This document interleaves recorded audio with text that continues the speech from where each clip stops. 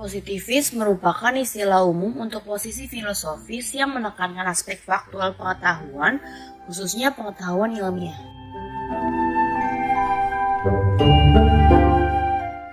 Positivisme merupakan suatu aliran filsafat yang menyatakan ilmu-ilmu alam atau empiris sebagai satu-satunya sumber pengetahuan yang benar dan menolak nilai kognitif dari suatu filosofis atau metafisik.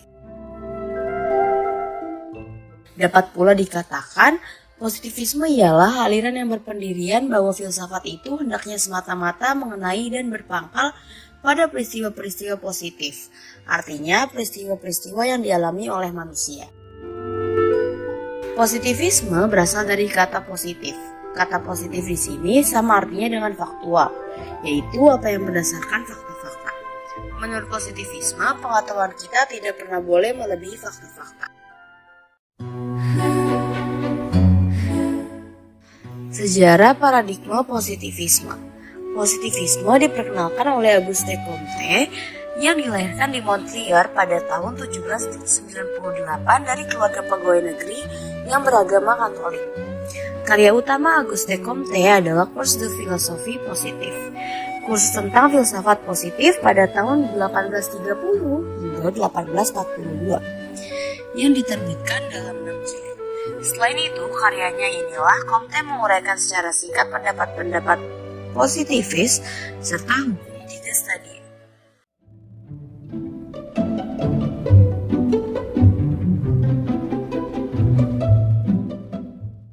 Ciri-ciri paradigma positivisme.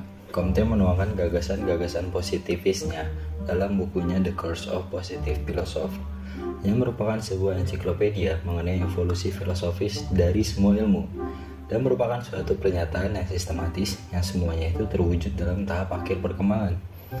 Perkembangan ini diletakkan dalam hubungan statika dan dinamika, di mana statika yang dimaksud adalah kaitan organis antara gejala-gejala atau diinspirasi dari de Bonald, sedangkan dinamika adalah urutan gejala-gejala diinspirasi dari filsafat sejarah Condorcet.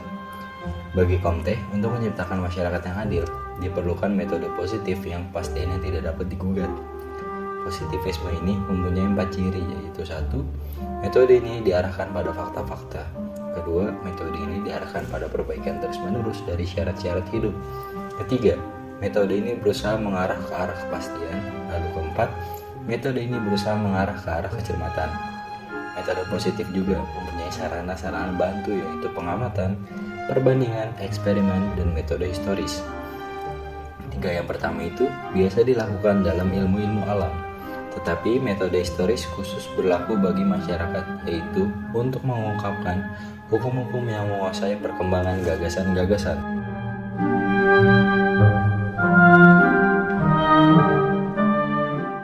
Berdasarkan berbagai uraian tersebut, dapat disimpulkan bahwa dalam melakukan sebuah penelitian, hal yang utama harus dilakukan adalah membuat dan menentukan riset desain yang akan digunakan. Secara umum, riset desain yang sering digunakan adalah menggunakan pendekatan kuantitatif dan kualitatif. Kuantitatif berakar pada filsafat positivis dan kualitatif berakar pada filsafat fenomenologi atau post-positivis. Oleh karena itu, sebelum melakukan penelitian, pilihan terhadap pendekatan yang akan digunakan harus betul-betul dipahami, agar tahapan penelitian yang akan dilalui dapat berjalan sesuai dengan kaidah ilmiah metodologi penelitian. Studi kasus, fenomena serta dampak korupsi di Indonesia.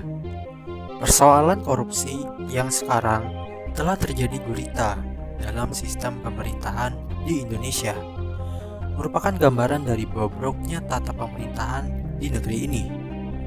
Fenomena ini telah menghasilkan kemiskinan, rendahnya tingkat pendidikan dan kesehatan, serta buruknya pelayanan publik.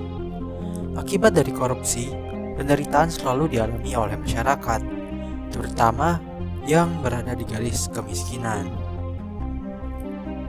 Analisis membongkar positivisme hukum dalam pemberantasan korupsi di Indonesia.